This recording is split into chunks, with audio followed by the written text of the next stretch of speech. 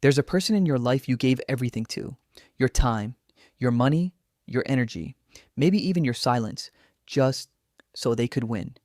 And then one day, they turned on you. Not a stranger, not an enemy, the person you saved. Nietzsche predicted this 100 years ago, and what he said about it will make you question every relationship you've ever had. Segment 1: The Gift That Poisons. Here's what nobody tells you about generosity. Every time you help someone, truly help them in a way that matters, you don't just give them something. You remind them of something. You remind them that they needed you. And for certain people, that reminder doesn't fade. It festers. Nietzsche called this resentment, a slow, poisonous resentment that the weak build inside themselves when they can't reconcile their own limitations. The help wasn't the problem. The mirror you held up was. Segment 2: The Hidden Power Shift. Think about what actually happens when you help someone. On the surface, you're being generous. Underneath, you're restructuring the power dynamic of the entire relationship. You become the one who has. They become the one who needed. And in the human psyche, which evolved to obsess over status, dominance, and survival, that gap hurts, not consciously. They won't think, I resent my friend for helping me, but the body keeps score. The ego keeps score. And slowly, the person who once called you a lifeline starts distancing, starts criticizing, starts rewriting history to make themselves the hero and you the villain. Segment 3: The Debt That Can't Be Repaid. Here's the psychological trap that no one escapes cleanly. When someone receives help, they can't repay. Not financially, not emotionally, not in any way that restores the balance.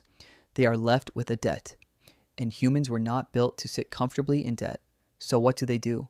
Some people repay it in gratitude, in loyalty, in growth. But others, and this is Nietzsche's brutal insight, they repay it in resentment. They devalue the help.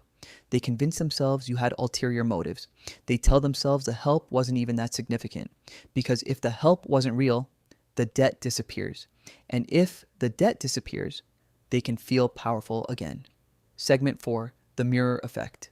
There's something even darker happening beneath the surface. When you help someone, you don't just expose their weakness in that moment. You become a living symbol of the gap between who they are and who they want to be. Every time they see you, your discipline, your success, your stability, they don't see a friend. They see a reminder.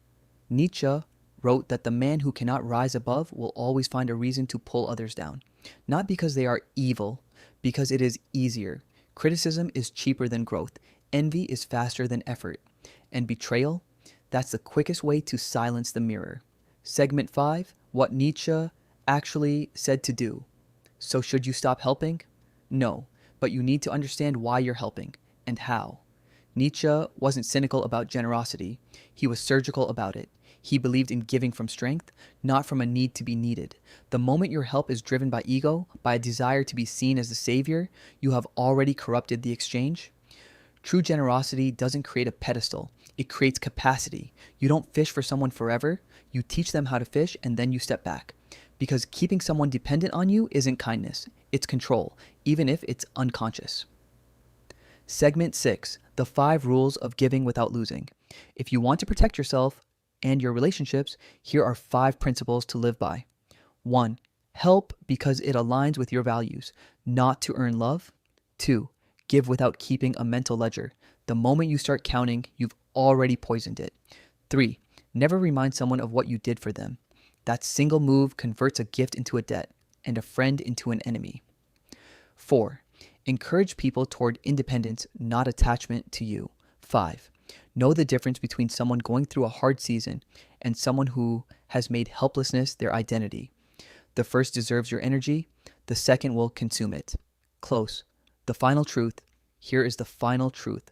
The people who are genuinely strong, who are on their own path, who are building something real, they receive help with grace. They pay it forward. They let it fuel them. The people who feel fundamentally less than, they can't receive help without it quietly destroying them from the inside. That's not your fault, but it is your lesson. Help people. Be generous. Be present, but do it with your eyes open. Because the greatest gift you can give someone isn't solving their problem. It's refusing to let your help become their excuse. If this video made you think differently about someone in your life, that's Nietzsche working.